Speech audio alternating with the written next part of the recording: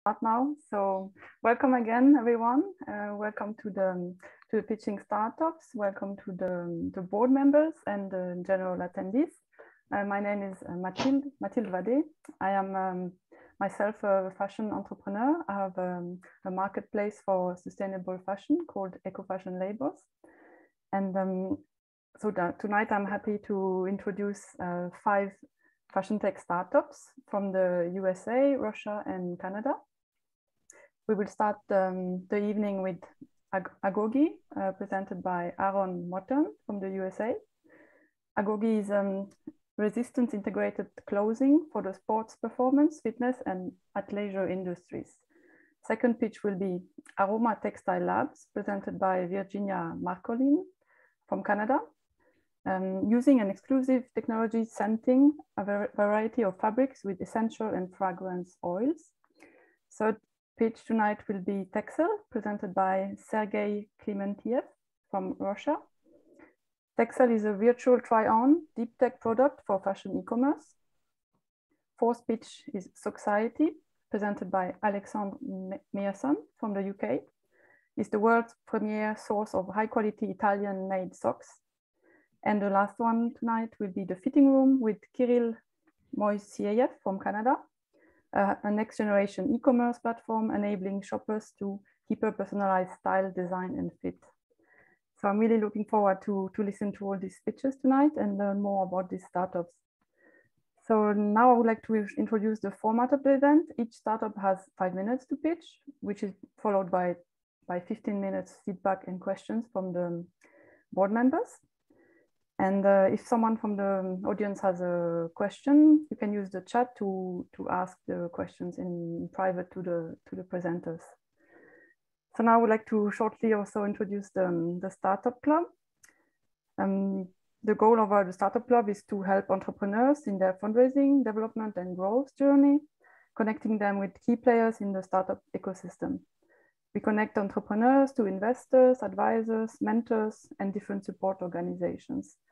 We have a global team working together across 15 countries and helping us grow in different regions. We are proud to count over 70,000 members in our online networks and over 50,000 investor connections around the world. We host pitch nights and investment conferences focusing on different industries. And I would like to invite you to check our website or our LinkedIn page to see all upcoming events. So that was a short introduction about the Startup Club. Now I would like to introduce you to the board members. I will ask each of you to introduce yourselves in a few sentences. That would be the easiest. So I'm happy to welcome you all tonight. Thomas, would you like to introduce yourself first? Hi, Thomas.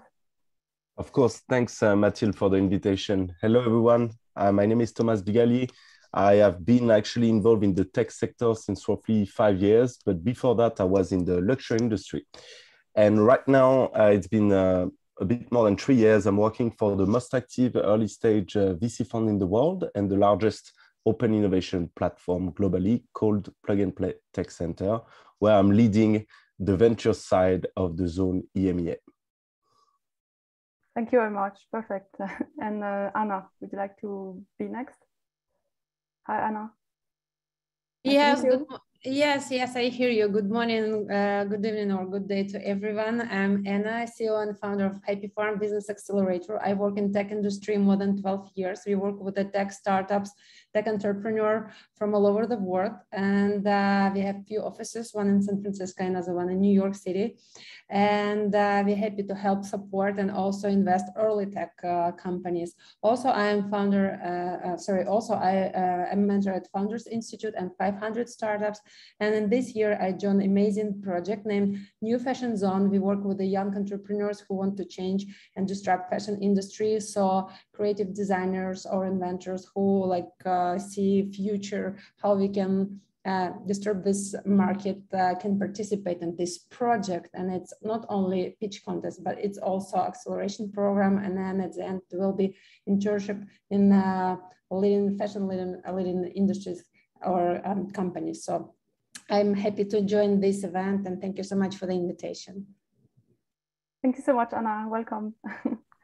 Zinga Graham-Smith, would you like to introduce yourself?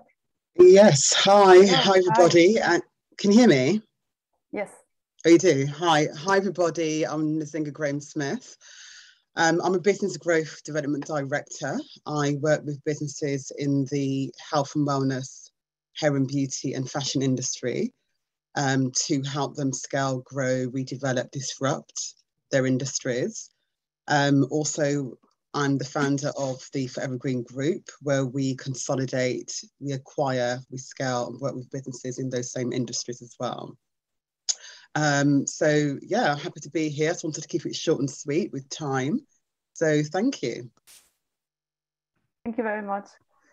Emily, would you like to introduce yourself? Hi, Emily. Hi, thanks so much for inviting me. My name is Emily. I work at True Capital. True Capital is a consumer and retail focused investment fund. We have sort of three main areas to our business. The first of those is a growth fund, which is where I sit.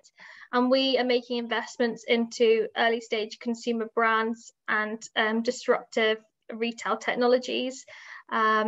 In addition, we also have a private equity fund that invests in kind of more scaled consumer brands, and a consulting arm that works with some of the world's biggest retailers to provide them with access to innovation from a tech and services standpoint within the consumer space. I guess the majority of my role is focused around finding exciting new businesses to invest in. So thanks for inviting me, and hopefully I'll be able to add some value to the forum. Amazing. Thank you so much, Emily. Thank you all for these introductions. So now we can move to the first pitch. So without further delay, I would like to welcome Aaron Mottern and his startup Agogie. So Aaron, you can now share your screen and start your pitch. It's still saying, okay, there it is. Can everyone see my screen? Yes. Great. Hi, my name is Aaron Mottern. I'm the founder and CEO of Agogie, and I'm working out simply by standing and talking to you.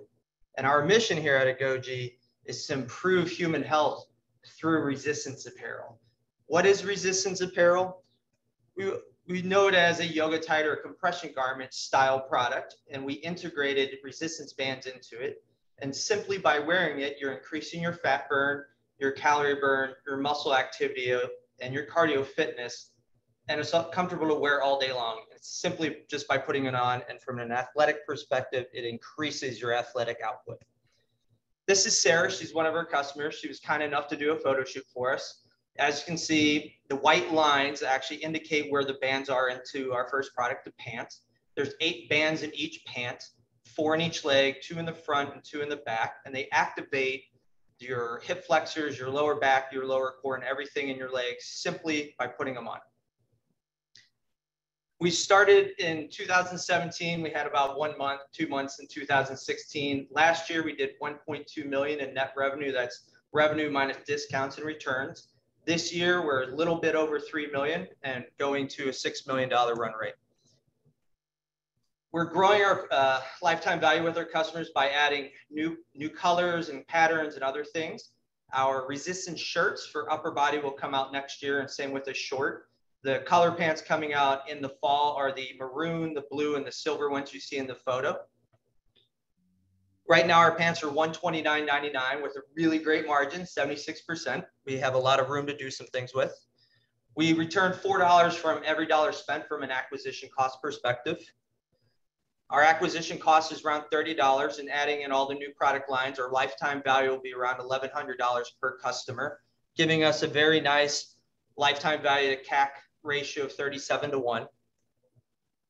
Like I said a little earlier, we will run up right around that 6 million mark this year and go up to the 68 million mark in 2024. The market is $428 billion. We set squarely inside that market. Most people, as I said in the earlier conversation, was yoga and compression, which is a $54 billion market. With resistance apparel, we're creating our own new subcategory inside that performance sportswear and athleisure market. We recreate revenue by using influencers and affiliates. They get a commission for every sale that they drive through our website. We use public relation tech to get on national TV shows, review articles, digital mediums, things like that. And then we have drop shipping partners that are distributors for us that we drop ship for, and we also sell directly on agogie.com. We build our brand through social ads. Social ads does create some revenue. It's mostly for around brand building and top of funnel sales. And we sponsor sporting events, athletes, and other influencers. We're growing internationally. We have a distributor in South Korea right now that's they've been running for about a year, and we're opening up our UK office in the end of fourth quarter, early first quarter, going through the VAT tax acquisition right now. Our team, myself, I'm the founder and CEO. Joe McMillan runs our operations. Karen Leaker is over strategic marketing. Ray Finney is over logistics. Myron Flowers is our performance trainer at large. Alex Klimentyev is over our website and influencer programs, and Zach Bellew is over all customer service and distribution. We're raising $3 million for growth, or 10% of the company right now. Again, my name is Aaron Mottern. I thank you for taking a few minutes and listening to this pitch. I look forward to the conversations and in-depth conversations. Thank you. Amazing. Thank you so much, Aaron. So now we will move to the feedback and questions from the advisors. Thomas, would you like to begin? Yes, of course. I have actually two questions. One was related to your sales and marketing strategy. I mean, you disclosed some of your channels already, and your CAC of roughly 35, if I remember correctly. My question was, are you also using, I mean, your product is quite innovative, so I wanted to know if you are also trying to use the inbound sales approach in order to create even more traffic on your website by, you know, educating the market about what you've been doing. And my second question would be more in regard to how much you are willing to raise. And so you said you are willing to raise 3 million for 10% of the equity. And I wanted to know what's the split of the uses of the fund of this 3 million. Sure. So inbound marketing, we have been doing educational blogs, partnering with other companies to be part of their email list, where we also have an automated email system driving some of that information out, and then sales content mixed in between that. So that is some ways. And then we have a email system going to reach all the coaches in America for from high school up to university level. So that's another way. And then we have some futuristic things we might do from an inbound marketing side. From the mix of what we're using the money for, we're adding on a new headcount to the company, inventory purchasing, and increasing our market dollars so we can increase our revenue basis at a quicker rate. Thanks a lot for the clarification. I will leave my peers to ask more questions and come back to you after if needed. Thank you. Thank you very much. Emily, would you like to say? Yeah, absolutely. Yeah. So I thought it was a really great pitch. You got through everything very speedily. Well done for that. I guess some of the areas that I would typically look to see or look to get a bit more information from at this stage was, you know, do you have any patents or IP around the garments? And what do you do to kind of protect yourself from that perspective? And then I'd also probably look to see in a deck, you know, what are your competitors set? What are they up to? How do you differ? Those are the two sort of key areas to cover right now. So patents, we have 2 patents filed. They're in the pending state, and we have other patents that we're developing currently. From a brand perspective, we are trademarked not only in the US, but around the world in multiple countries. And then competitors, we know of 2 competitors in the market. One is Physical and one is SweetFlex. By all indication that we can find online through tracking their ads and websites, we would be crushing them. Physical almost seems like they're out of business, and SweetFlex just started advertising last year. But based on all the data we can find, we are way ahead of them. Okay, cool. And what are you doing from kind of a sustainability perspective? I mean, a lot of modern consumers now are really keen to understand that aspect of businesses as well. So currently we are looking at different fabrics that we can use that are more sustainable. We have a recycle program that we're working on. So any returns or damaged product that comes in, we're looking at ways to repair and refurbish and resell that. That way it doesn't go into any waste side. And then from a natural rubber perspective, that's a different challenge for us. Okay, great. Thank you. Thank you very much. Zinga, would you like to continue? I can't hear you. Can you hear me? Yes, I can hear you. Hear you now. Hi. Yeah, thanks for that pitch. Great pitch there. Emily answered some of the questions that I was going to ask, so thank you for that. But I do have some additional questions in relation to this aspect of sustainability.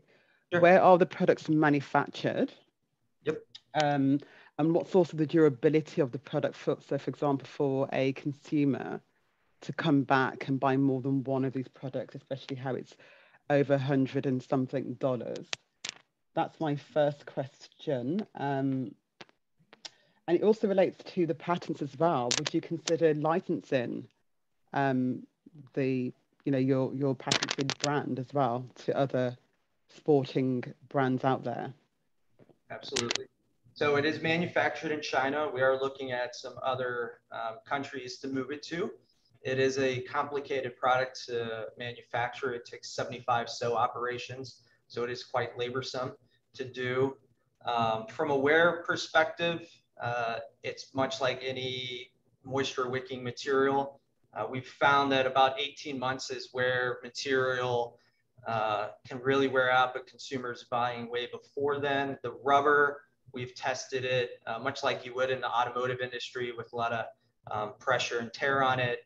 And the rubber will last a very, very long time.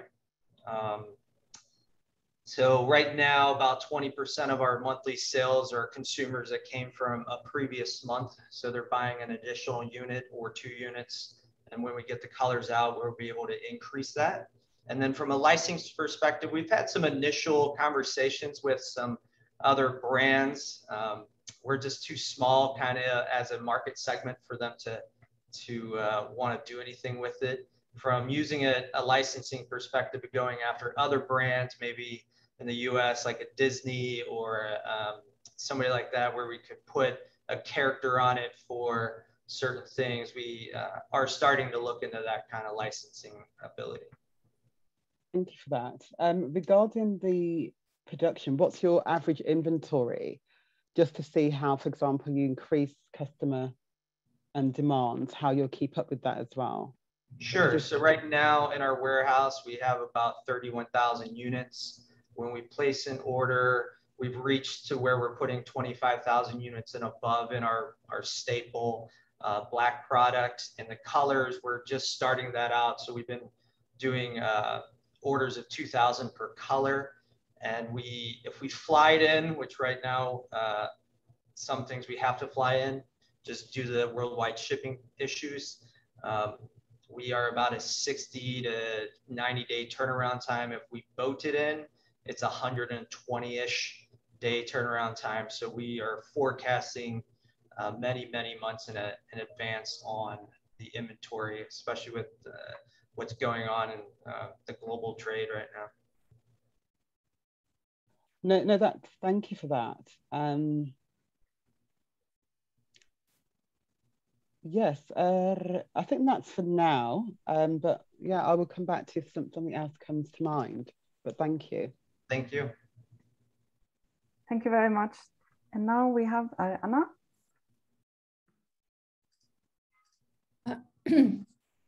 Yes, hello again. My question, thank you so much, first of all, for your presentation. It was short, nice and sweet. So my question regarding this investment, you right now try to raise 3 million. What is your plan? You plan to, I don't know, scale your business? It's for marketing. How you want to spend this money?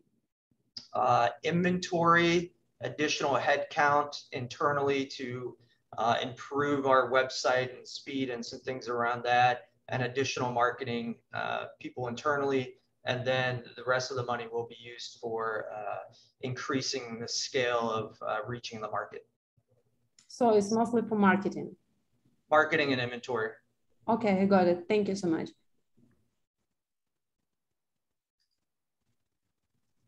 Okay, thank you very much. So, Aaron, you received a question in the chat, so you can respond it. Yes. So, do you have time for one? Do you have time for one more question, or yeah, absolutely? Yeah, I do. You do. Thank you. Yeah, it was about your competition when you mentioned Sweet Flex. I think it's the other one's called Physical. Yep. And you said that you'll basically beat them out of the water. What challenges are they facing for them not to be thriving in the same sector that you're going into? Just to see that. Specifically, Physical, their product is ultra compressing, and they've had issues with skin abrasion with that product. You know, from a marketing perspective, this is a capital intensive business. Same with the inventory, especially as a new brand, you have to pay for that inventory up front. So I have talked to other investors that have looked at that company before, and it's all around getting to the market. And then Sweet Flex, they were very dormant for a long time, and then they started advertising last, I believe, May. And if you watch their traffic through some analytics and stuff, they're just not reaching that market. So I don't know if it's an internal operational issue, marketing issue. My background is 20 years in marketing and digital marketing, so I do have a little upper hand on that side. And then we have large networks into influencers and athletics, so I think we have some unfair advantages in that aspect, along with our unfair advantages in the PR sector as well. Okay. Do you know what they were turning over when either of them were operating? No, I mean, as far as I can tell, they've never broken $1 million in sales. Okay, thank you. Yeah, and I guess the other question that I had around the raise is kind of, what are you looking for in an investor? Are you looking for someone who is pretty active, who wants to join the board and support kind of strategic decision making? Are you looking for more passive capital, etc.? Yeah, I think we're looking for a little bit of both of that in this raise, finding the individuals and or groups that can help accelerate the business. When we're talking with our professional athletes and those type of individuals, they would be more passive, except for using their influence in a social perspective. So it's kind of a balance between both aspects of that. We're very open to feedback, criticism, and learning. So it takes a team to do what we're doing. So just one more quick one as well. I'll speak to you after. What's your main audience? Is it women, men that you buy your products mainly? So we have a split of 60-40, women being 60, 40 being men. One of our main primary demographics in women is a 45 to 50-year-old, 54-year-old woman looking to use it to take that first fitness journey, burn calories, burn fat by wearing it, where our males are usually a little younger and using it for a sport perspective. Thank you. And then just on those demographics, the average household income of our primary user would be 55,000 to 80,000 US a year. And then it spans up and down based on the economics from there. So middle class America. And we've shipped to 38 countries, I think, is the number now. Are there any more questions? Okay, thank you so much. Thank you. Thank you. We will move to the second presenter. I would like to introduce you to Virgina Marcolin from Canada. She will be pitching for the startup Aroma Textile Labs. Virginia, you can now share your screen and you can start your pitch. Okay. Just a sec here. Share.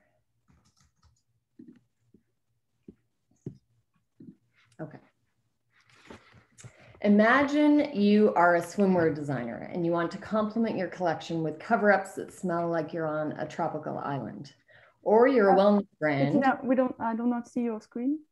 Oh, I shared, I thought. You are sharing, but somehow I don't see it. Resume share. Just a sec. It's showing resume share. Sharing is paused. Bring your shared window to the front. Oh my God, sorry. I don't know how. A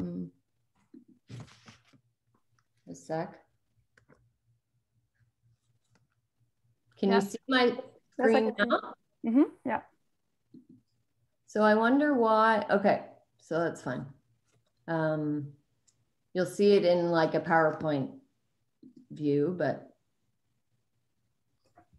let me just see. Sorry for the snafu here. Does that work now? Yes, it's perfect. You seeing it? Okay. Yeah. Okay. Where was I? Yes, you're a wellness brand and you want to infuse an aromatic and therapeutic essential oils into your wellness accessories to reduce anxiety or ease depression. Or perhaps you make pet accessories and want a natural antibacterial solution that also smells great. The possibilities are endless with textile scenting. The sense of smell is the most complex yet least developed sense humans have. Scent is also the sense most tied to memory. Certain smells can immediately trigger a detailed memory or an intense emotion. However powerful one's sense of smell is, most fashion and lifestyle brands have not yet explored this unique method of connecting to their customers by adding scent to their fabrics, mostly because brands don't have the resources at their disposal. But what if they did? Here's where Aroma Textile Labs come in. Using our exclusive scenting technology, we are able to infuse fabrics with a variety of scents for long-lasting results. The aromas we use are safe on the skin and free of any harsh chemicals or known carcinogens. The end result is a natural, authentic scent that customers will surely connect with. So in 2018, I developed a line of luxury scented lingerie. After much trial and error, we finally got the formula right. And then I realized that it might be something of interest to other brands from other industries. So I created Aroma Textiles Lab in March of 2021. And within 5 months, we have projects in the works with some major brands in footwear, loungewear, athleisure, pet accessories markets. And the interest is there. And I keep talking to more and more designers and product developers who are interested in exploring this concept of adding to their collection. Our 3-step process is simple. With the brand, we decide which fabrics they would like to scent and which scents to develop. Then we test the fabrics and the scents for compatibility. And then we apply the scent formulas either at our facility in Montreal. Currently, we only have one in Montreal, or on location at their factory. So I'm going to highlight the reasons why textile scenting is a low risk venture. So there are low startup and overhead costs. We basically need a facility with a sink, a washer, and a dryer. The client will pay for all the scent formula part of it. It's a new industry. It's a very unsaturated market. There are very few competitors for this unique service. We can scale slowly or quickly depending on the demand and the strategy we take. Our process is top secret, so our formula is not readily available on the market. We would like to keep it that way, so we're doing what we can to keep it like that, using NDAs and not sharing our formula with clients or any other companies. We can also target B2B or direct to consumer by working with established brands, as well as creating new brands for a variety of markets. And the process being very versatile across many categories. You can go into fashion categories, women's wear, men's wear, children's wear, intimate apparel, loungewear, activewear. You can go to footwear, home, pets, accessories, wellness, you name it.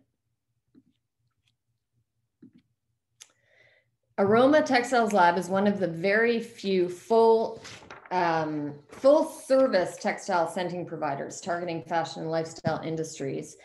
The textile dyeing and finishing market is $8.1 billion and growing. Our top secret scent infusion process differs from microencapsulation, which is what some of our competitors use, in that the final scent remains authentic and not distorted versus other methods which render the scent almost recognizable once it's adhered to the fabric. Longevity of scent is on par with microencapsulation, approximately 10 washes, give or take the fabric, the material used. My experience in fashion, I was a lingerie buyer for Selfridges many years ago and have developed 3 different brands, all related to fashion and intimate apparel.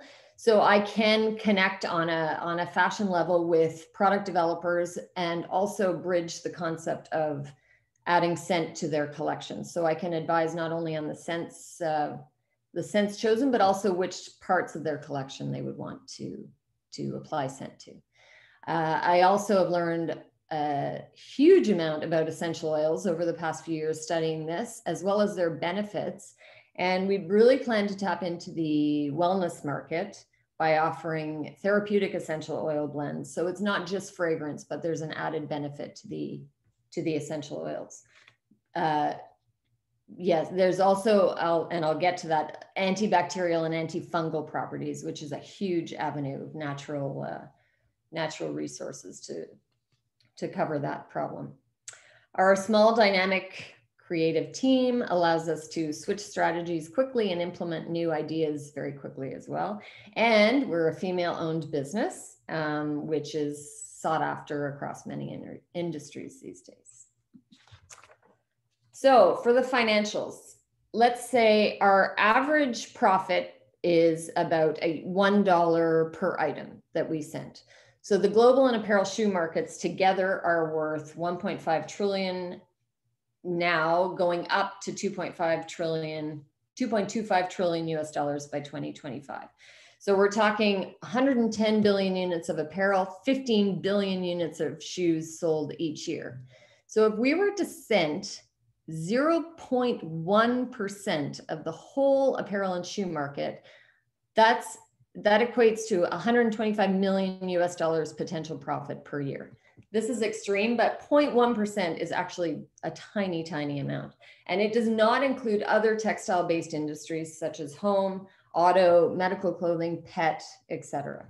We could also break it down by looking at the textile scenting and finishing industry, which I mentioned is worth 8.1 billion. So if we go after 1% of that, it would be worth $81 million annually. The success plan for growing Aroma Textiles Lab is twofold. We have B2B, which is targeting strategic brands across the segments and partnering with them on developing a scented collection. And we have direct to consumer, which would be developing our own brands of scented apparel and accessories. For example, the lingerie brand that I launched last year, a Fleur scented lingerie. So that would be distributed via e-commerce, bricks and mortar, and vending machines, which is another really interesting avenue to take. As business opportunities grow, we'll have to assess setting up scenting facilities around the world, or whether it's more feasible to have a team go into the factory and then train the local employees to administer the scent formulas. So the key to getting Aroma Textiles Lab out there is the speed to market entry. We want to act fast to be the first to market for the essential oil segment of scenting, textile scenting. We also want to develop new technologies, and really we're doing that all the time. We're trying to improve the process. We're introducing new formulas, new natural properties to our formulas, and also to keep the formula confidential. As I mentioned before, antibacterial and antifungal properties of essential oils and minerals are huge, especially now after the pandemic, or during the pandemic, where all brands are looking for an antibacterial solution to combat that. Also, essential oils will differentiate us from competitors who use straight scents. A lot of competitors don't even really focus on the scenting side. They focus on the antibacterial side, which is often synthetic chemical based. We look to appeal to other natural and eco-friendly brands who only want to use natural substances. And we prioritize environmental practices. Our process uses minimal water, and our solutions we are applying for certified sustainable an eco passport from Ecotex. So we really are hitting the sustainability. Sorry to interrupt. Yeah. Your time is up. Oh, my time is up. Okay, I'm closing up. That's it. That's all I have to say. Oh, Thank you for listening. I appreciate you having me on this. It was really amazing. Thank you so much. Thanks. Okay, we will now move on to the feedback and questions. Sure. Zinga, would you like to begin? Hi. Yeah. Hi. Thank you, Virginia, for that pitch there. First of all, my first suggestion would be that there was so much text there. For me, going into this, and although I understand what you're saying, I mean, listening to the pitch and reading the deck, I got lost with too many words. I feel that I suggested more visuals to be there, so I could come onto the journey of why I would want to, as a a business, for example, have that part of your sense in my brand. That just suggestion there. My question is to do with the oils that being added onto clothing. How does that affect, for example, me putting that clothing in with other clothing with none of your scent oils on there? How does that affect causing any damage or to the other products in the wash? Yeah, the process, it's a heavily diluted solution in water, and it actually is baked into the fabric. So it's cured right into the fabric. The washing instructions for a scented item really are wash with delicate soap, hand wash preferably. So with intimate apparel, it works well. Many people hand wash their luxury intimates. Certain things that aren't washed as often are great. I mean, footwear is a fantastic one because you really don't throw your shoes in the wash that often. But it requires delicate washing. It won't rub off onto others because it's so diluted and baked into the solution. So it won't ruin anything else that it's in with. If you wash with something else that's unscented, it would have the potential maybe to, depending on your washing process, it might draw out the scent earlier than you'd want it to. Yeah. But there's no negative effect on anything that's combined with it. Okay, thank you. And how can the scent, the smell overpower, for example, my favorite perfume that I want to wear? Just for an example, how would someone want to wear that? They love what it's in a certain product, but that can overpower a certain scent that an average person might want to wear their perfume or aftershave or something. Absolutely. It depending on what the scent is and what the brand wants to do with the scent. I mean, certainly if you're wearing your favorite perfume, you don't want to be overpowered by the scent, but the scent cured into the fabric leaves it very subtle. The smell is there, but it's very subtle. It's not overpowering. It doesn't kind of give you a headache at the end of the day. It really is just a subtle memory of a scent, a pleasant aroma, and the antibacterial and antifungal properties of essential oils are also a benefit of having something scented. So it really depends on the brand's goal for the scent. Okay. And literally, what problems are you facing at the moment as well? What are your main problems? Yeah, what are your main problems? Because you've mentioned it. Just because we've mentioned a lot of stats, and I'm thinking that what problems are you facing to reach at least some of those hurdles you want to and goals you want to achieve?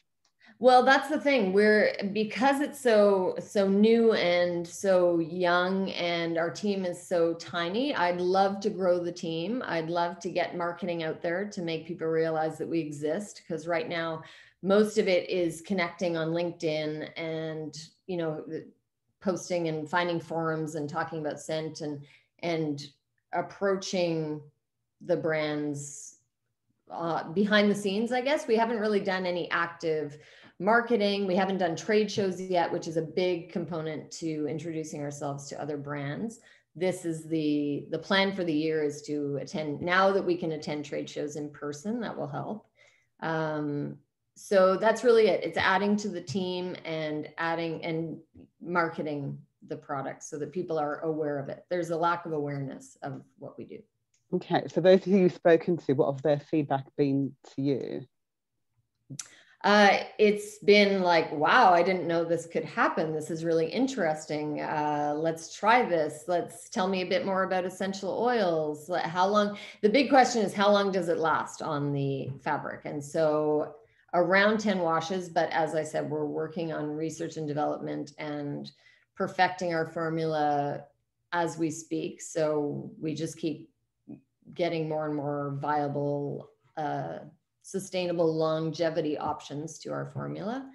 The costs are low per item. Like really, it's the brands needing to take a chance. It hasn't totally been a priority for them because it's like, oh, well, I don't really need scenting on my brand.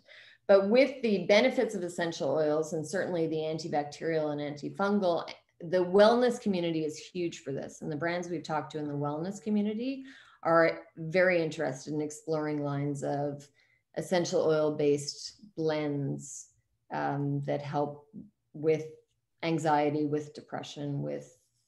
So have they bought from you then, based on what you just said?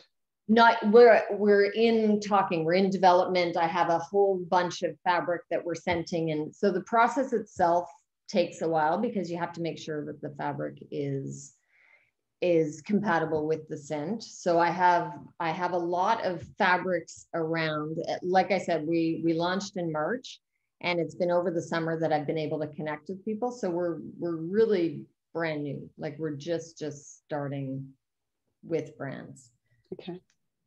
Okay, thank you. Maybe it's too early to pitch. I don't know. It's a concept that I wanted to get out there to get feedback from people like you to kind of say, you know, is there a spot for this in the market? No, I understand.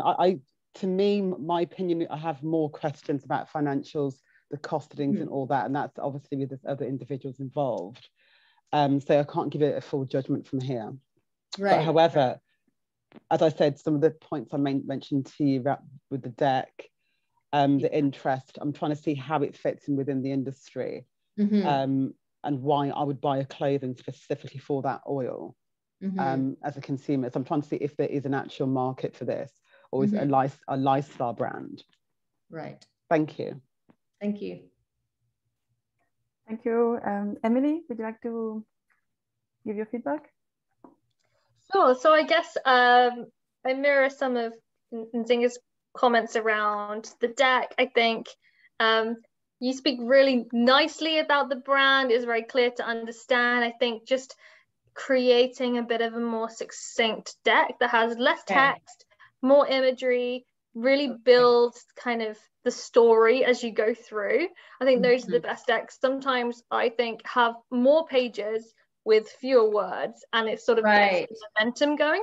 Right. Okay. And I always also think have an ask in there, like have a reason for me to have read the deck. So whether that's on the final page, like, you know, we're looking for funding or we're looking for introductions, etc., like have a point of difference at the end. And also say something about yourself. You've obviously got this great background, but it wasn't in the, at least I don't remember it being in the deck particularly. So sell yourself as well.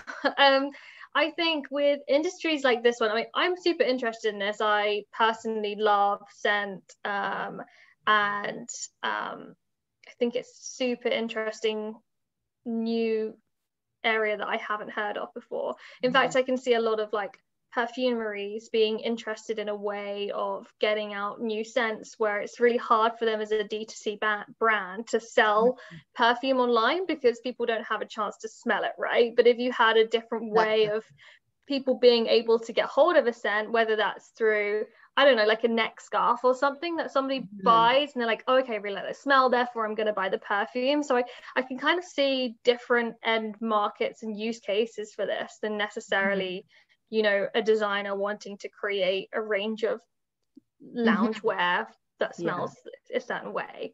I guess with other things that I've seen be successful in these types of really new use cases is actually focusing on a D2C brand first and proving that it actually works and that people want it. So I've recently been talking to a brand that has created this really cool, like water soluble, they're filmed capsules for shampoo and conditioner that's got this water soluble film on it. So for like hotels and etc., you can use those instead of those like plastic things they have.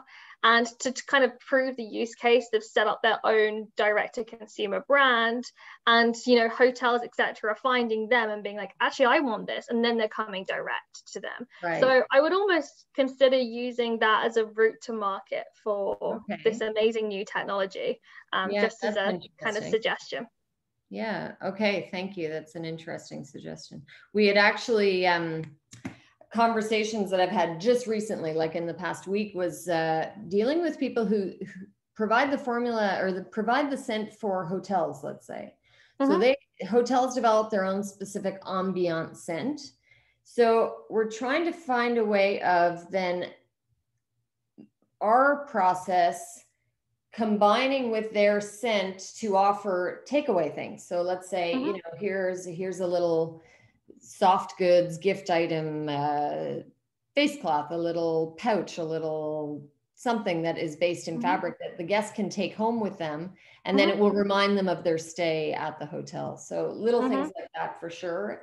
And like spa hotels, they encourage you to buy their dressing gowns or their slippers, right? So whether you could create a consent with that. That's it, exactly. So to your point, the fashion companies or brands might not be the main market for this. I would think of it as a way to, how do these other brands want to get their scent out? I think perfumeries, hotels, leisure, etc. is maybe a different way of looking at it that could be a quicker win. Yeah, okay, thank you. Thanks, that was probably my comments at this stage. Thanks. Thank you very much. Anna, would you like to give your feedback? Yes, I love this idea. It's very intriguing and it's great. And yes, Virginia, it's really good and interesting. But what I think is important right now, first of all, you need to structure your presentation, because honestly, I didn't get what you have right now. I didn't get it. So what is your progress? What do you have at this moment? Do you have a product, or you have just an idea, or you discuss this idea, or you have some kind of formula? So it's like, I didn't get it. So I think it's important, and I agree with Emily, that you need right now focus on your user case scenario. Who's your user? Like, because you said, okay, our users can be big brands or hotels, but you need to focus and choose only one and try to reach out to these guys, talk to these guys, and then clarify it works for them or not. If not, how you can change it. So I think you need to focus. You need to think about your user case, and also you have to right now create like roadmap and clear vision, what are you looking for, what is your goals, and what is your milestones. Because if you will be unfocused and you try to do like, you know, like Shiva, like with 8 hands, everything, I think it will be a little bit complicated. So you need to focus right now and do step-by-step plan.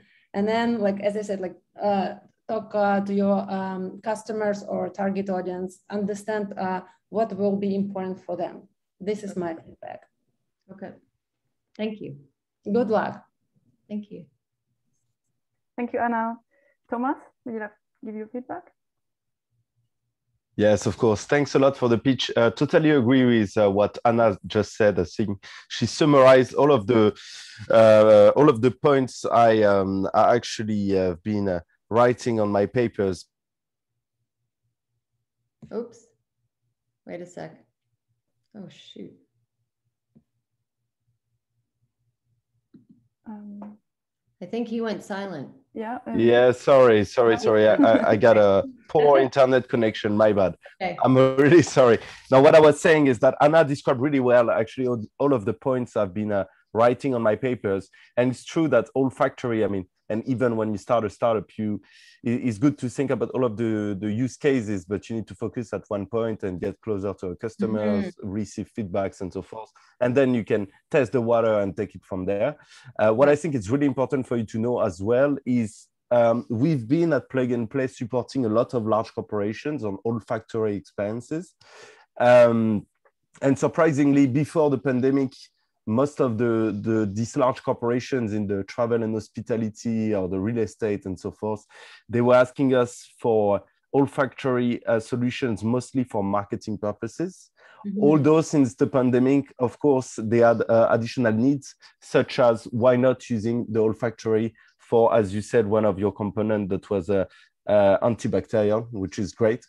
And why not thinking, for example, if you want to go in the travel industry as well, later on, thinking about a smell that could be good for marketing, but also for the sickness of the passengers, which already exist. I don't know all of the competitors, but happy to have a chat with you privately on that side.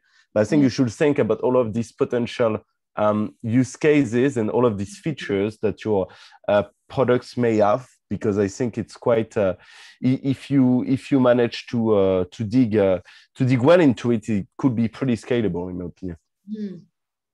Okay, thank you. Thanks for the advice. Thank you so much. The pitch. Thank you, all of you. I really appreciate the feedback, and that was a big help. Thank you. Thank you. It was amazing. Now we can we move to the next presentation. I would like to welcome Texel, who will be introduced by Sergey Klimentyev. Sergey, you can share your screen. Yes. Hello. Hi. Great to be here. As you know, my name is Sergey. I'm co-founder and I'm responsible for product. And in Texel, we work on a virtual fitting room that is scalable, that improves conversion, decreases returns, and the virtual fitting room that finally works. Before I dive into the solution, I will share a bit of a history of the company, how we get there, and this will be probably a bit of a contrast with the text, a nice change from the text to the video. So essentially, in Texel, we started with full body 3D scanners, and this is a scanner that allows you to create a full body 3D scan in 30 seconds. This creates your full color digital twin in 30 seconds. And one of the first use cases for these scanners was experiential marketing, creating digital avatars for customers to integrate them in different activations like damping people in a lake of Fanta and stuff like this. And then we moved to the solution of mobile 3D scanning. This is essentially how we've been able to develop a number of 3D scanners for various use cases like marketing, like sizing studies. And we've been able to develop a number of these scanners, the most popular one being a Texel Portal MX, the one that you see on the screen right now. This is a highly portable solution that is used in sizing surveys for a lot of the apparel brands to actually capture 3D models of their customers, get their exact body measurements, and improve the size chart and the actual closing for their customers. So this is how we've been able to scale our network of scanners to over 27 countries, and we've been able to get one of the largest unique data sets of more than 10 million body data points.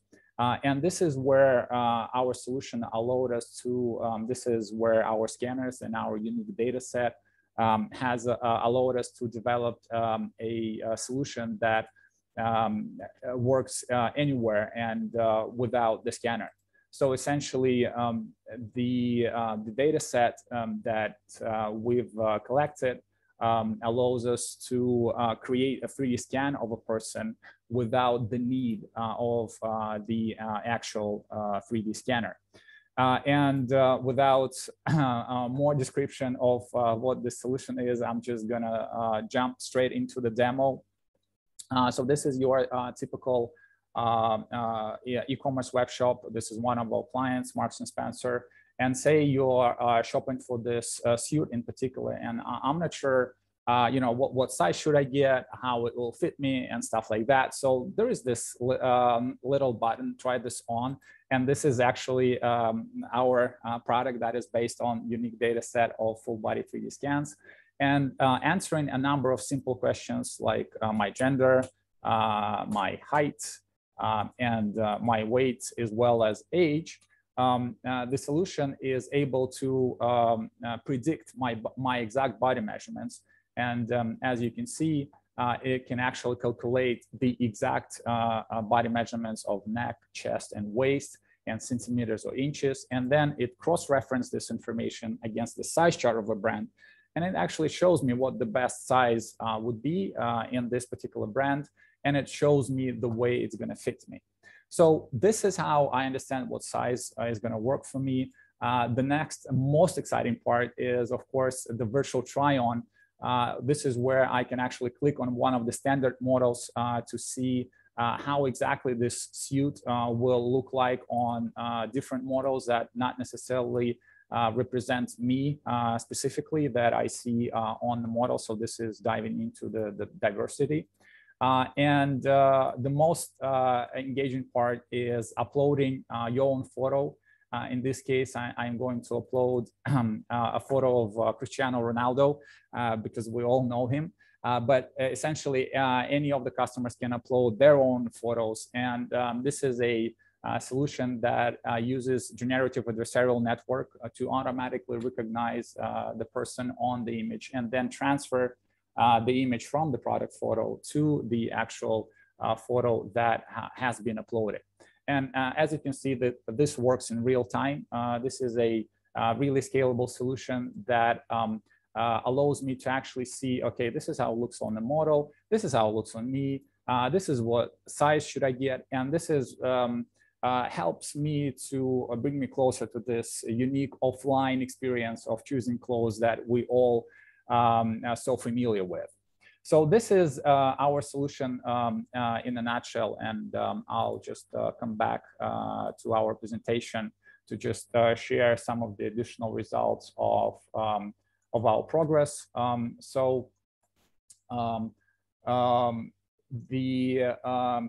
jump straight into the results. So we have launched this product in May, and we already have 6+ large and medium players that are using our technology, both virtual try-on and size recommendation. Based on extensive A/B testing and statistically significant data with major players, we are able to show that our solution improves conversion. So people are more likely to buy if they know exactly the size they should get, the way the clothes sit on them. So it improves conversion. It reduces the returns because people do not do the sampling sizes. They do not order the same item in 2 sizes because they know which one will work better. And of course, this also includes additional time being spent on the website and additional product page views, which allows retailers to sell more, increase their average purchase value. So in general, we have shown a conversion uplift, reduced in returns, and also a significant ROI for our customers. So just a little bit on the traction. I would be happy to share more detailed information in more in-depth conversation. But in general, we've experienced 150% growth over a year. And we've launched already with a number of large retailers, the largest one being Marks & Spencer, which is number 15 in global fashion retailers in the world. We also in talks with over 40 global retailers that are putting us on a roadmap to win the online race. And as you know, the new normal enforced the online shopping, and also with this additional wave of the customers, you see the more people are using online, but at the same time the conversion are falling and the returns are increasing. So this is the tool that actually helps our customers to fight that. And the beauty of the solution is that it's really simple to integrate. Unlike any other solutions on the market, it does not require any additional materials or any additional files. So we just can take the photo straight from the product page and apply on our technology. We work with a size chart that again is already available on the website. So it works on out of the box, and it integrates via API or script injection. And a little bit about market. The global virtual fitting room is on the rise. Understandably, major players are going through the digital transformation, and it's predicted to be around 5 billion next year. And it's a really simple calculation. You have around 18,000 major players across Europe and UK. I'm not counting US and China, which are the different universes in that sense. So we're targeting the European market primarily. And for those 18,000 customers that have annual budget of around a couple of million a year for solutions like that. We have listed a number of competitors. I see some of them are present here. And I think I'm over my time, but we have a world-class delivery team to help us bring the goal of, finally putting together the virtual fitting room that works. And this is just the recent M&A deals that happened on the market. And we would be glad to get into the more deep conversation with the investors as we collecting the metrics towards our raise in Q1 2022. Thank you. Thank you so much for the pitch. Thomas, would you like to give your feedback? Of course, with pleasure. Actually, my question is on the screen. I wanted to know when they will be raising. Now, great presentation, honestly. I mean, I know you through Plug and Play, and Texel has been performing really well, showing a lot of values to our corporate partners and being able to build not only a really strong stories through the different solutions that they've been through, but they also proved that they were solving a real pain points with such good tractions. Happy to support you further, and definitely will assess you guys for as soon as you will be raising funds, 100%. Thank you. Yeah, we're looking to raise. Probably, we're going to finalize the round towards the end of the year based on the metrics that we're going to be collecting, and we're expecting a number of large players to sign the contracts, and based on those metrics, we would be able to lay the round. Yeah, happy to discuss that by Q1 2022 when you'll have more information. Thanks a lot, Sergey, for the great pitch. Thanks. Thank you, Thomas. Emily? Hello, yes. Yeah, great pitch. I think showing it in action is really useful to kind of get across exactly how it all works. I guess my questions, well, feedback, I guess, is I've seen a lot of innovation in this space, a lot of companies doing sort of digital fit, whether that be through avatars or others. And I guess the general consensus has been that customers haven't been using it that much yet, that maybe they don't actually want to see an avatar of themselves. How have you seen actual customer use of the tool on some of the websites like M&S? Like, what percentage of people are actually using it? Yeah, it's a great point with regards to the adoption rate, actually how many customers are interested in something like that. So at the moment, we see a different engagement or adoption rate based on where the button is located, how significant is it on the page, how prominent is it, and depending on that and what the button actually says. So for size recommendation, we see the adoption rate around 5 to 8% of the customers who actually need the size recommendation.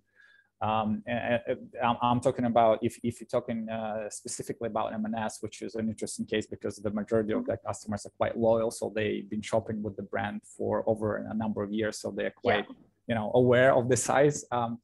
And with the actual virtual try-on feature, we see that this is a way higher engagement rate, jumping towards 2 digits, so to Great. 10-15%, where people who are actually trying to imagine how this dress or a suit will sit on them.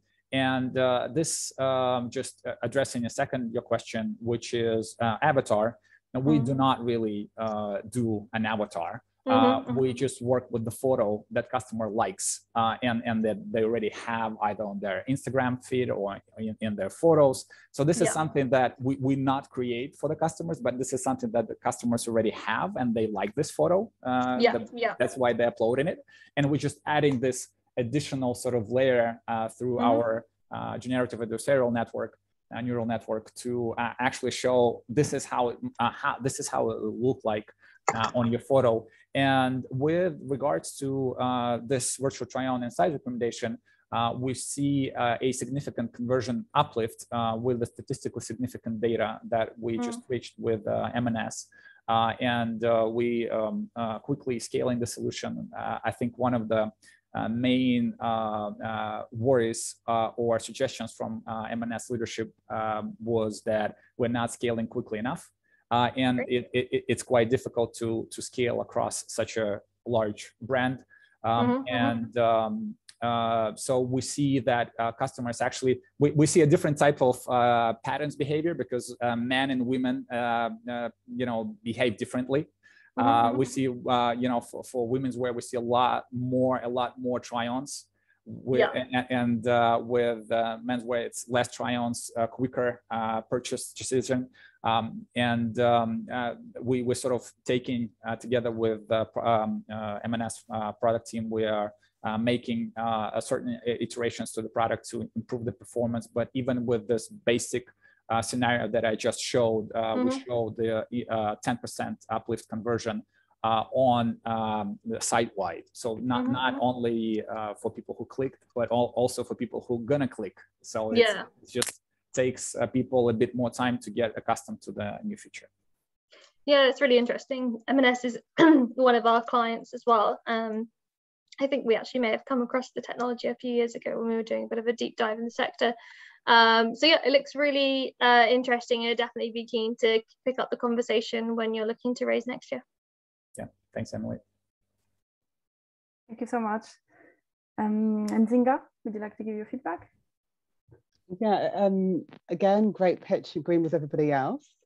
I like this. Something I couldn't understand why it's taken so long for a lot of these brands to implement it, to be honest.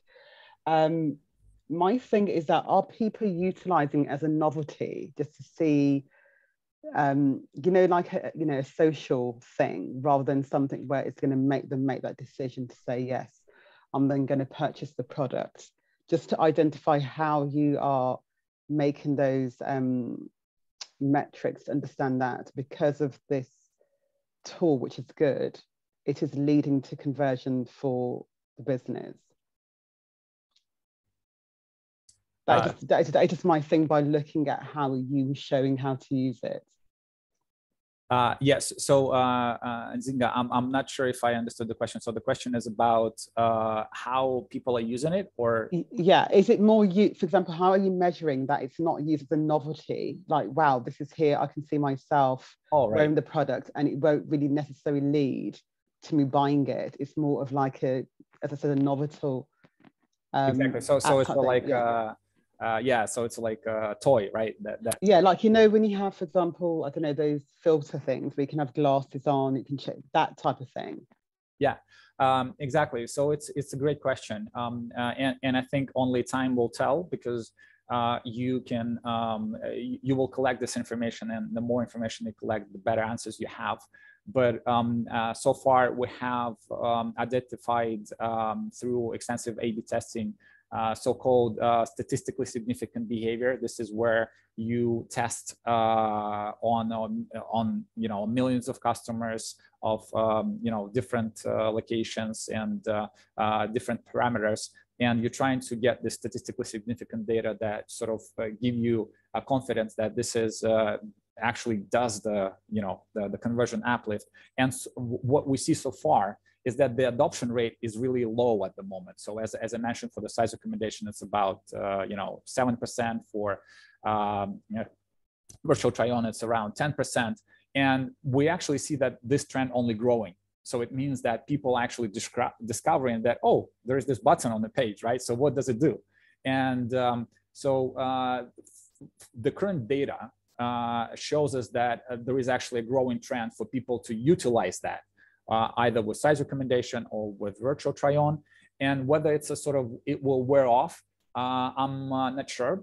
Only data will tell and the time will tell. But so far, we see that people do come back to this feature. So once they filled in this information, actually, if I'll just quickly come back to the demo page, you can actually see that this page, that this button already tells me that try this on in size S. So it actually, from the very beginning, visiting the product page, it already gives you the size which you entered the data before.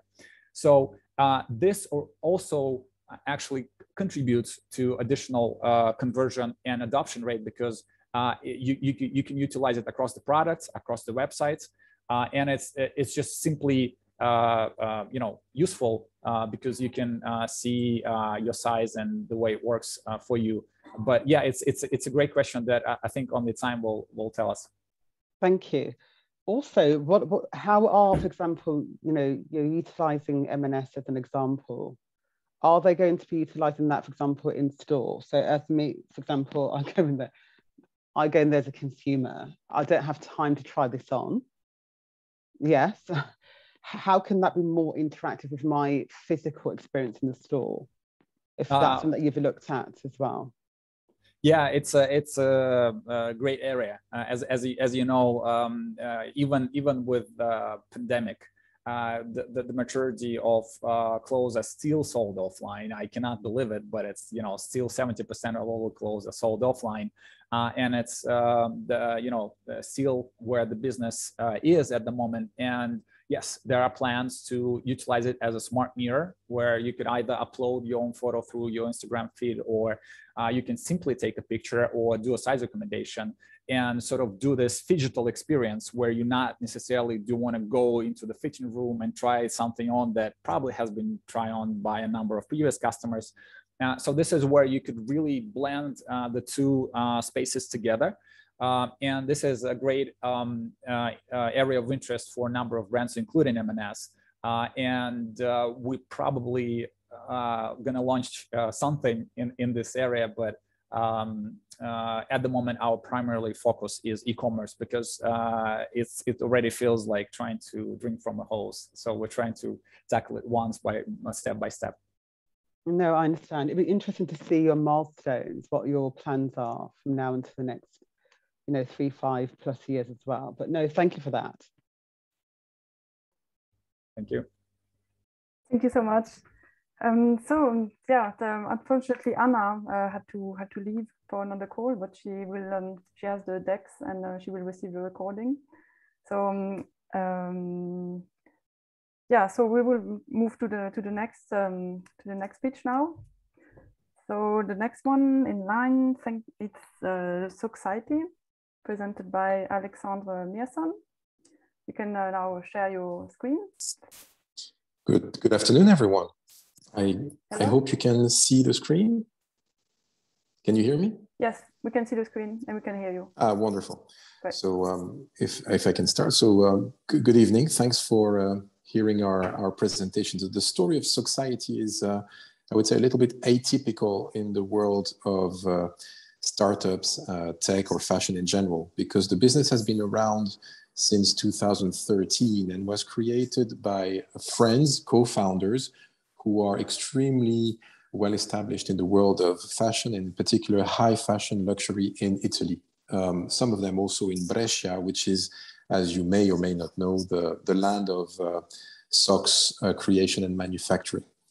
And I'm new to Soxiety, actually. I have joined this spring when I discovered the brand and I discovered how the business has been growing in a kind of a slow burn since its inception. And it was an amazing proof of concept phase.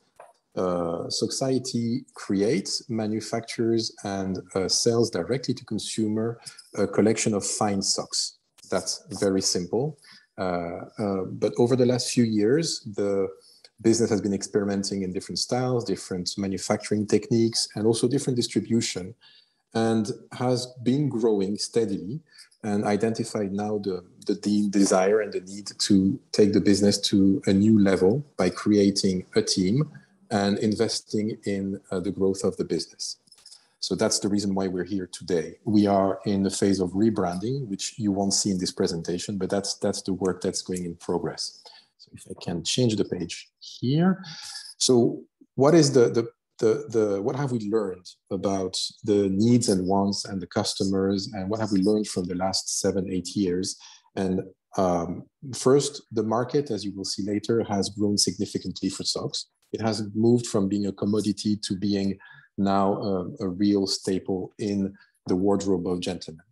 And men are increasingly interested in buying product in a simple way that are high quality. And the products that we sell are well made, they're durable, they're comfortable. They're also made with sustainability in mind. They're crafted in Italy. We take care of the packaging, so it's completely sustainable. There's no plastic. We deliver in a way which is also eco-friendly.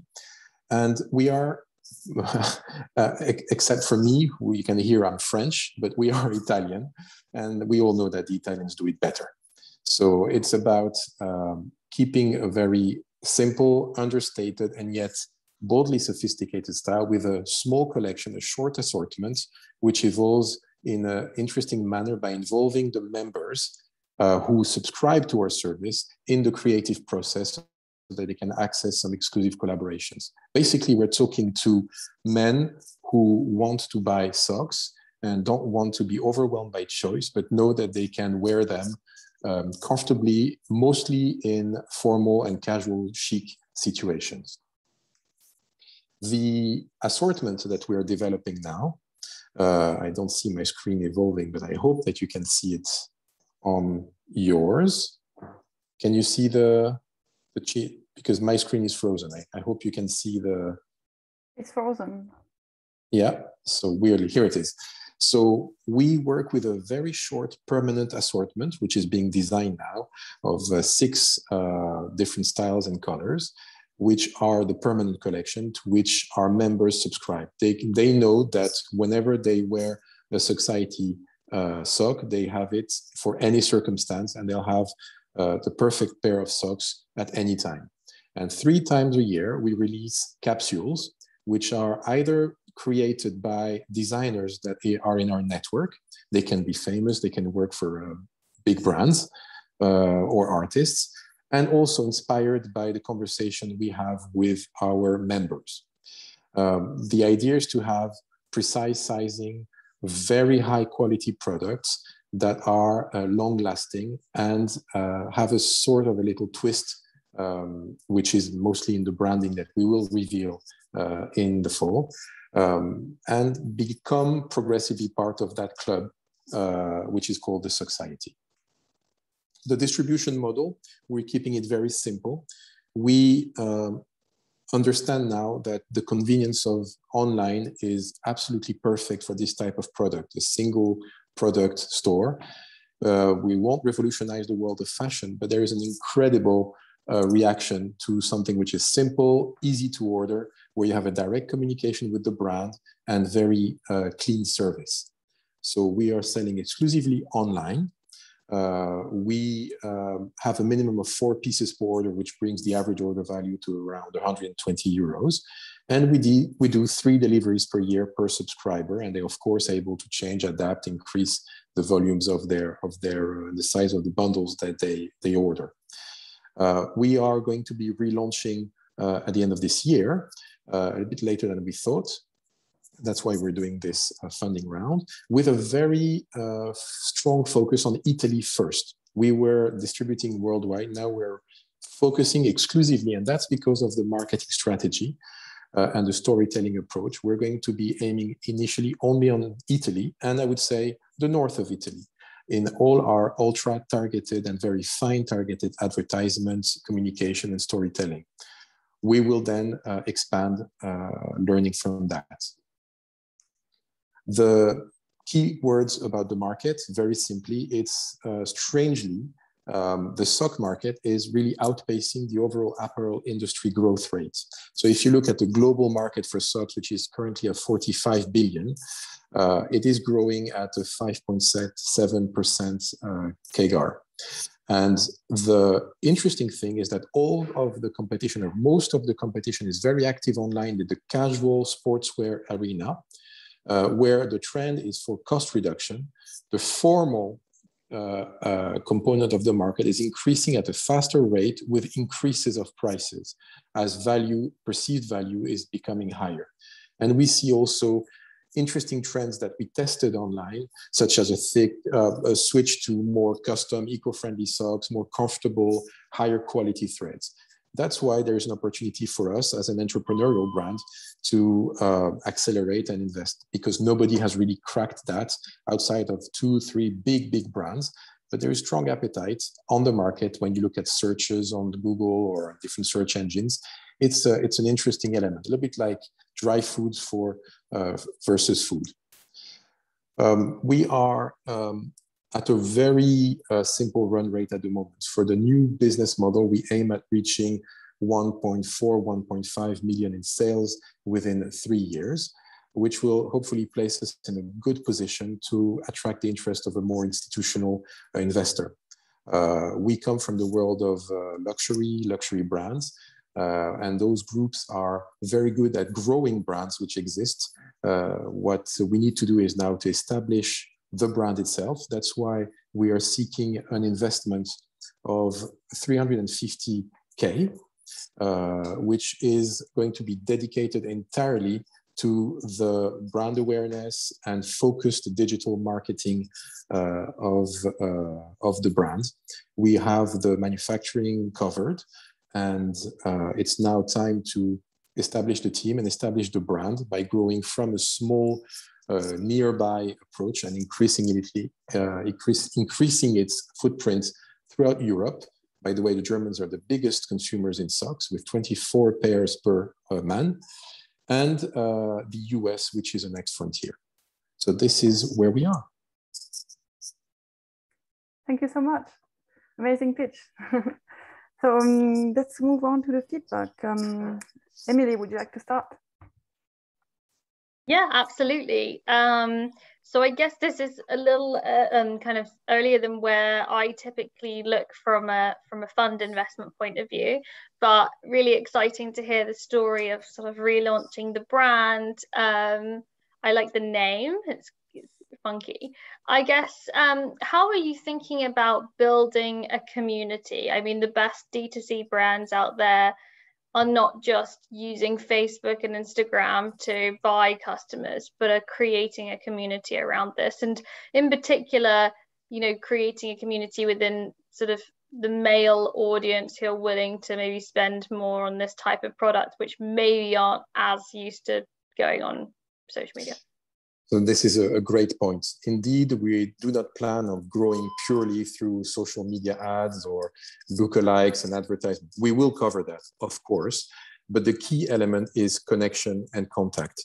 That's why we decided to start with a small geographical reach in Milan and around Milan, where we have an amazing network between our partners and also already current subscribers and contact, who are extremely well established in the world of what we call this brotherhood of, and to be quite simple, guys who are very often divorced, live on their own, and want to get dressed properly and find it quite interesting to be part of a funky club where we organize events, dinners, gatherings, museum visits, cocktail, cigar dinners and events.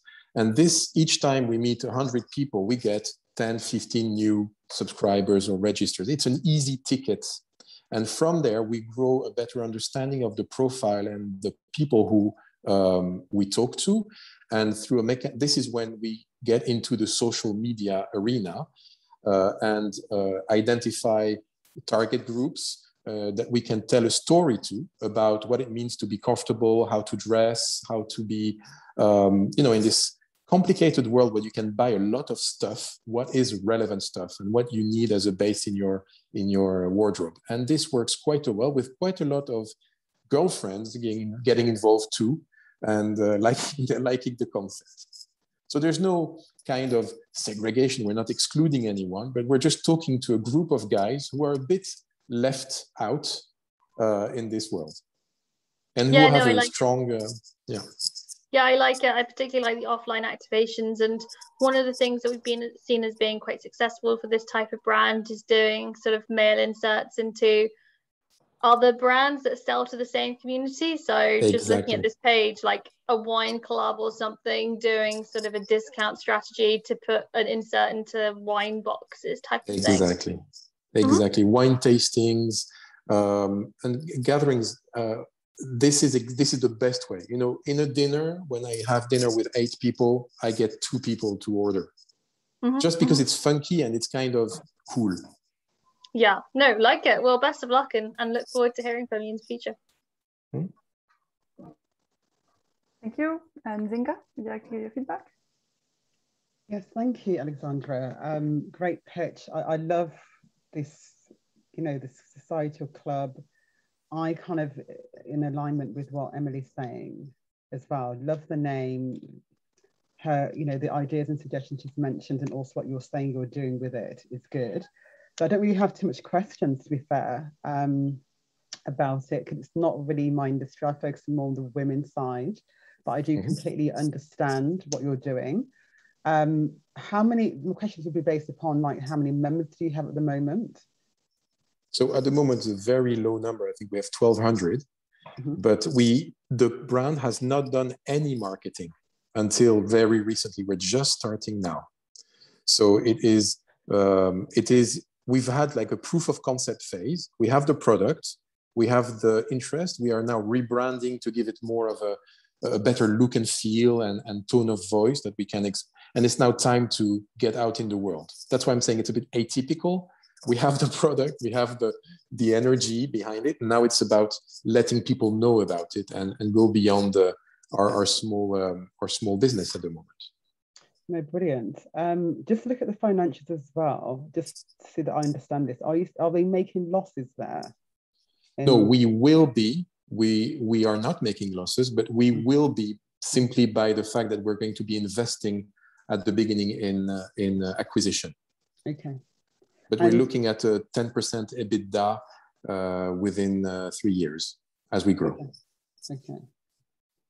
And with the investment that you're looking for, what does the investor? What does the value for the investor that invests into the organization? So they will, for this relatively small investment of 350K, this will represent a 10% of the business, and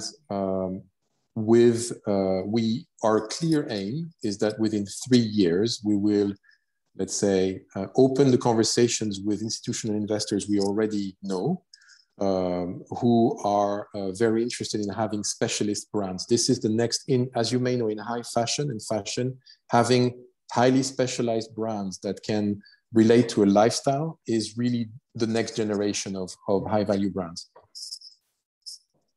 I understand. I think it's fantastic, and I'd love to see the journey of it going on. I think it's a great club. If it wasn't male, I want to join, but we're not excluding anyone. But I hope you understand that it's just no. And even if so, it's fine. I get what you're building. Because I kind of had to cut off about a few minutes slightly, and I'm not sure if you mentioned it. Where did the inspiration come from? The inspiration came from reality. I just joined the business a few months ago because I found it fascinating, and I decided to invest myself in that. But it was basically a group of guys who are very active, as I said, in the world of luxury fashion, and who work a lot and go out and gather. And they just decided, where do we buy socks? I don't want to spend time going to shop go there and I just want something reliable. It's one of those stupid purchases which are very important. They sign your style. And there's no real, there's a lot of casual, funky, but nothing a bit more modern in the formal arena. So they said, let's do it. We have factories, we have access to all this world, let's do it. Okay. Thank you for that. Appreciate it. Thank you. Thank you for your feedback. Thank you. Thank you. And now Thomas. Hello, Alexandre. Thanks a lot for the pitch. Great pitch, great idea. Unfortunately, I'm quite boring with socks, you know. I mean, the type of guys that are wearing always black and white socks. We often say that people wearing fancy socks are creative, but maybe I'm not, I don't know. But no, it's seriously. Not fancy.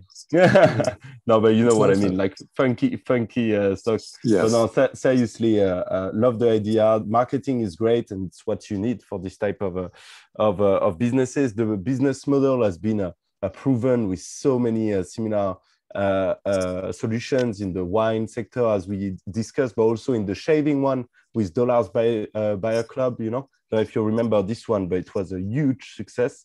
No, I think it's a great one. When it comes to fundraising, if I have an advice for you, try not to contact typical VC fund for the reason that most of the VC fund are mostly investing in digital solutions only. However, you have some specialized VC fund investing in this type of solutions, such as Utopia in Paris. I don't know if you heard of this one, but they could be really interesting in such solutions. But generalistic VC fund like Plug and Play or Idinvest in France, Partech, and so on, I won't see them investing in such solution, except maybe on the later run, if you have really good tractions, you know, in series A, B, C, why not? But the early beginning, they tend to invest mostly in purely digital solutions. However, two other points that I think would be really interesting for you. It's more like tips than comments on what you've done, because honestly, like my two peers, I think it's a really good idea. You have alternative funding solutions that may be interesting for you. So you have some revenue-based financing solutions. I don't know if you heard about such solutions. They basically finance your marketing strategy against an interest, of course, but at least you don't need to dilute yourself. So basically, it's like a loan for like marketing campaigns that you have, and you reimburse it over time with some interest. It works really well. The startups that launched that in a year and a half, they became unicorn. So I would definitely advise you to check that out, especially in e-commerce, in the e-commerce space. And secondly, something that would be really good for you too, potentially, is the crowdfunding. Simply because you could sign your clients without your future clients and prove that the concept is actually working in advance. Just you seem really good in marketing. You do a beautiful crowdfunding campaign. And if you already have some men that are willing to pay, they will even buy your products before they are even created, you know? And you won't dilute yourself, which can be interesting at the beginning to start. Thank you. This is great. Two alternatives that you may think about. Thank you, Thomas. Thank you. I'm taking notes at the same time.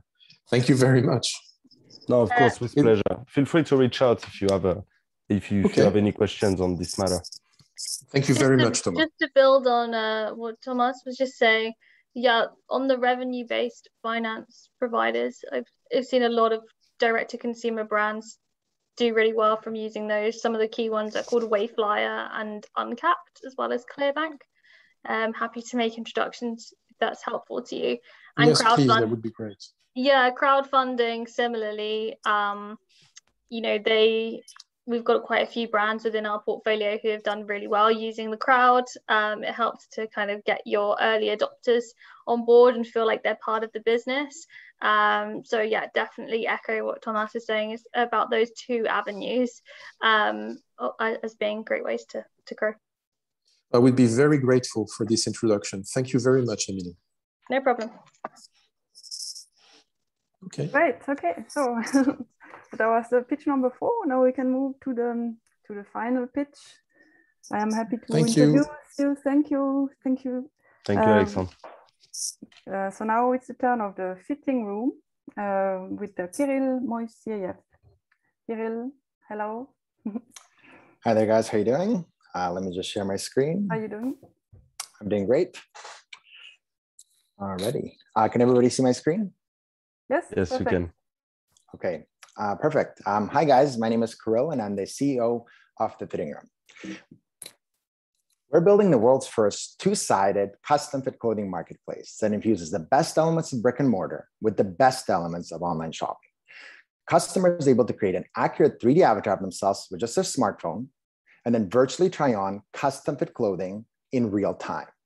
For brands, you can think of us as an AWS-like backend for fashion that empowers any brand to seamlessly transition to a scalable made-to-order production model.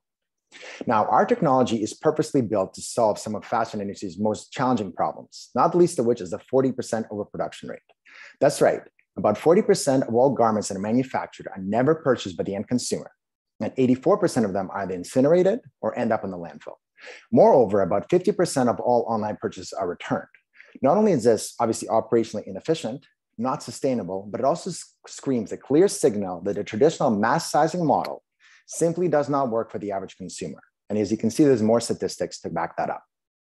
Now, how does our actual product work? A customer is able to scan themselves with a smartphone, then they get to shop on our marketplace, customize the look of their item, and ultimately finally try it on their personalized 3D avatar.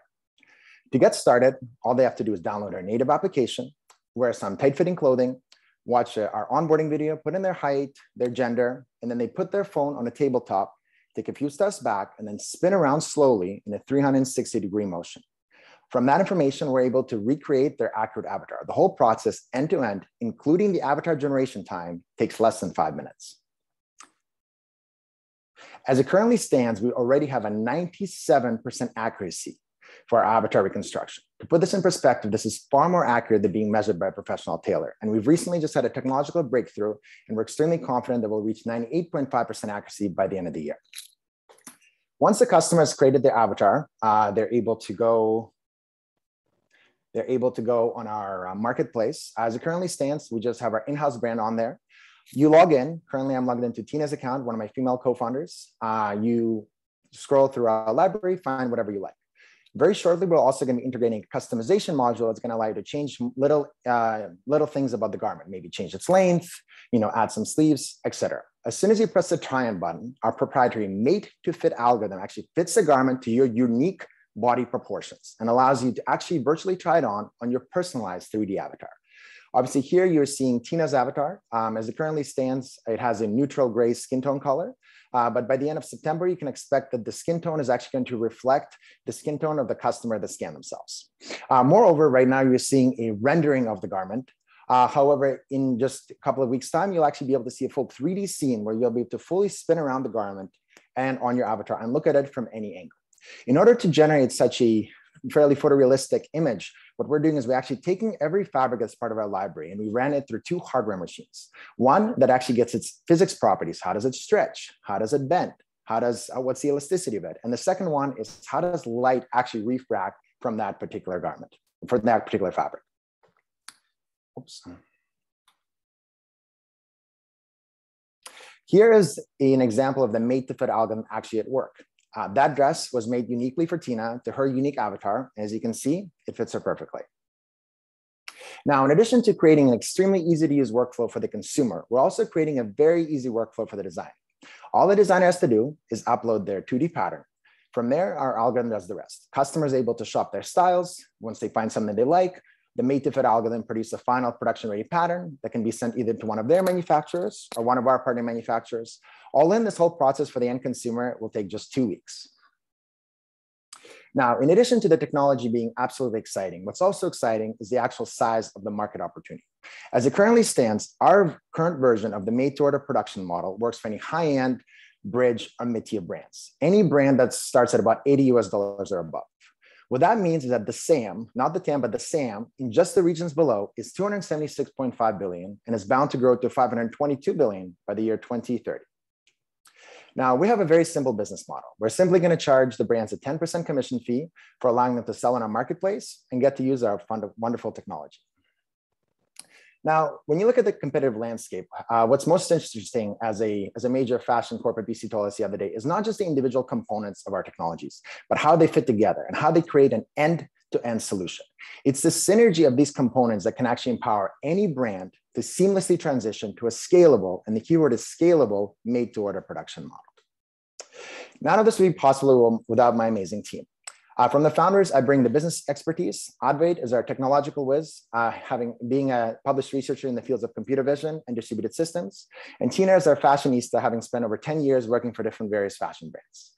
Oh, to round out the team, we have 3 machine learning engineers who are their PhDs or postdocs, as well as wonderful fashion industry professionals that have been integral in helping us design the made-to-fit algorithm. After 2 years of R&D, we have proven our technology in private beta and are in the process of gearing up to raise our seed round. Well, in just a few weeks, we'll be looking to start raising a $3 million seed round in order to facilitate our North America-wide launch. If you're an investor that understands the limitless potential of our technology and is not afraid to get their hands dirty and jump in the trenches with us, we'd love to speak with you. Thank you so much for your time, guys. Thank you so much, Kirill. Amazing. Thomas, would you like to start? Yeah, of course, with pleasure. Can you? Thanks a lot for the presentation. Really insightful. Love the space, as you know. Could you tell us more, maybe on the competition side and your unique value propositions, please?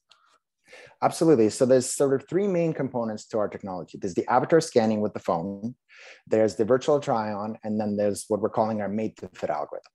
On the avatar scanning with the mobile phone, I would say there's about 4 or 5 other brands or other companies that do an okay job.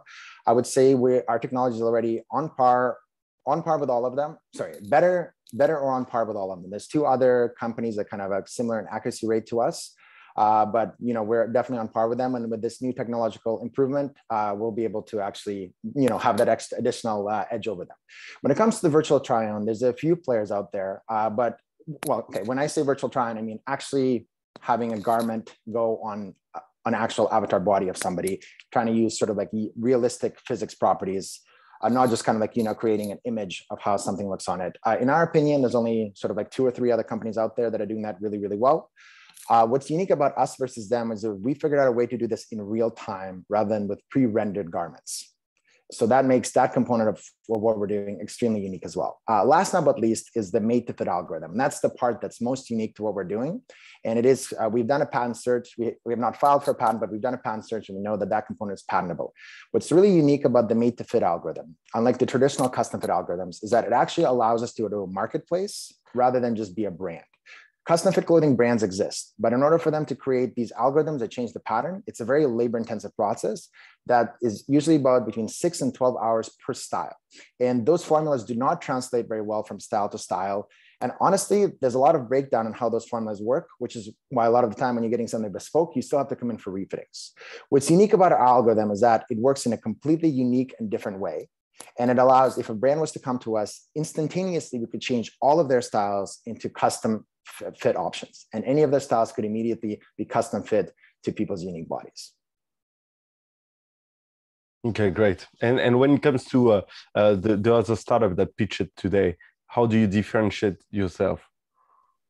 Okay, I understand you don't have, you have avatar and they don't have like proper avatars, right? But besides that? Yeah, so when they use the word, they kind of use the word virtual try-on a couple of times. What we think is real virtual try-on is trying to actually recreate how a garment would actually drape and look on a person.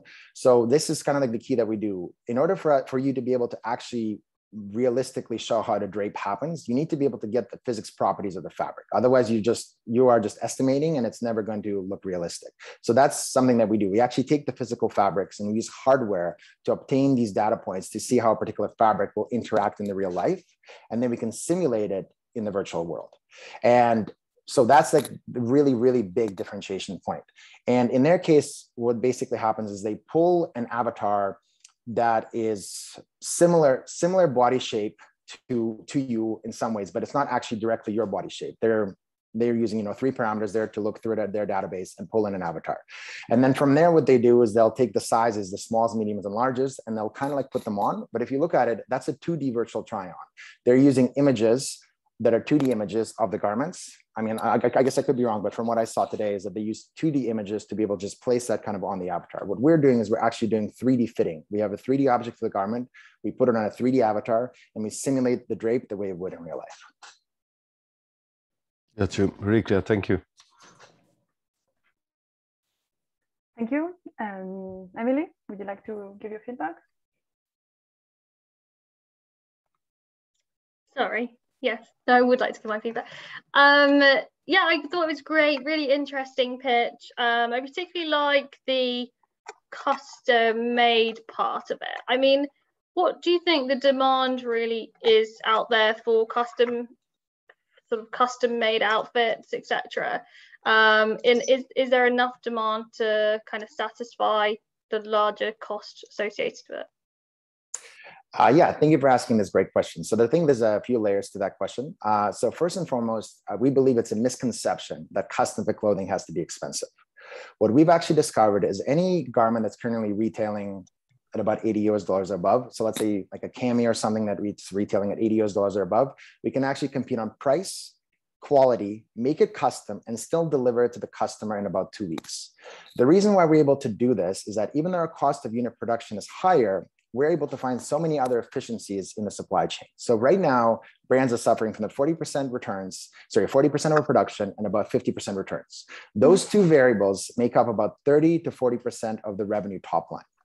What that means is their cost per unit production can be significantly higher and our freight can be significantly higher, but as long as we fall underneath that number of 30 to 40% of the top line revenue, we can actually still provide the brands with the same or better margins and allow them to sell the garments to the end consumer at the same price. So one thing that we're actually looking to do is actually make custom fit clothing affordable and accessible to the everyday consumer.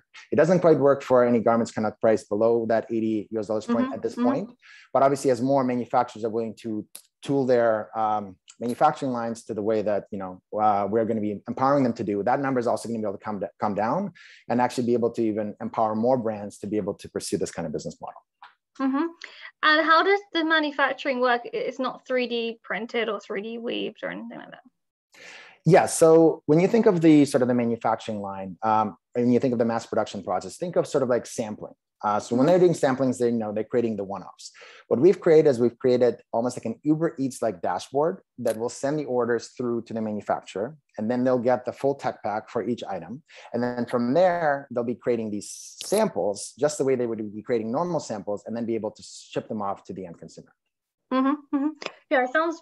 Yeah, there's a company called Unspun. I don't know if you've come across them. They're doing something kind of similar, which I thought is interesting recently. And yeah, no, I think it's a super interesting idea. Would be keen to sort of pick up when you're ready for your seed round.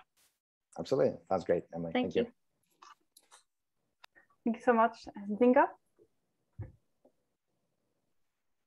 Hi, thank you again. Thank you, and for the pitch as well. Some of the questions were asked by Thomas and Emily in regards to just a small comparison with Texel, who spoke today, and also a great question about the consumer demand. So for me is that one of the questions I saw on the deck was about you're charging 10%. Some marketplaces charge way more than that. What made you come to that, I think, a small percentage with what service you're offering? Absolutely. So one of our key goals is to make custom fit clothing as affordable and accessible to the everyday consumer. With that in mind, right now when you think of bespoke, you think usually higher priced items. By only charging a 10% service fee, we can empower more brands to be able to provide more affordable offerings to the end consumer, and actually sort of have like real mid-tier custom fit clothing brands. Like, for example, right now we have our in-house brand that we've been doing all the testing on. We want to come in at as low a price point as possible, obviously still making a profit, but making it very accessible to the end consumer. So that's kind of where that logic came through. I mean, obviously we're early, so that number could change, but that's something that, we feel good about right now. Okay. There was no financials on your deck. So can you go through your financials with the organization, projections or actuals as well? Yeah, absolutely. So as I mentioned, we spent about 2 years doing the R&D.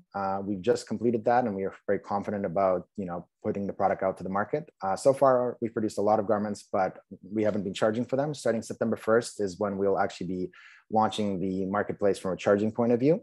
For the first 2 months, we'll just be selling our internal brand to ensure that there's no issues in the supply chain and that our infrastructure is scalable. And then starting in November, we're going to start onboarding brands. We already have a very large list of brands that are extremely interested. All of them are sort of, more micro brands. And that's where we want to start as well, because we think for those kind of brands, it's a lot easier for them to switch their supply chain to be able to do made to order. So we're going to start onboarding the first brand in November, second brand in December, third brand in January, and then in February or March is when we'll scale things up. Okay, so go through the numbers of what you're projecting. Once you are now moving from R&D to actual a fledgling business, what are you looking to project then from, give me a 3-year projection? Yeah, absolutely. So just going back to sort of the business model slide there, where we're saying that, in the next 4 years, we're very confident in reaching about 150 million in revenue based on the size of the market, which is, $276.5 billion SAM. So these are the brands that right now could theoretically switch to this kind of business model. In order for us to be able to capture 150 million in sales over the next 4 years, that means we would need to have 1.5 GMV through the marketplace platform. And we think that's extremely attainable over the next 4 years. Okay, so within 5 years, I would say 4.3 now, because you said 2025. You're saying for 4 years. Our with the way we've structured our financials, we're confident the next 4 years total we'll be able to reach 1.5 billion GMV.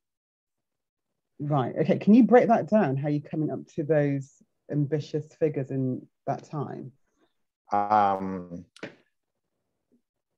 So as I mentioned, that the current SAM is 267.5 billion. That's a very large, obviously, number.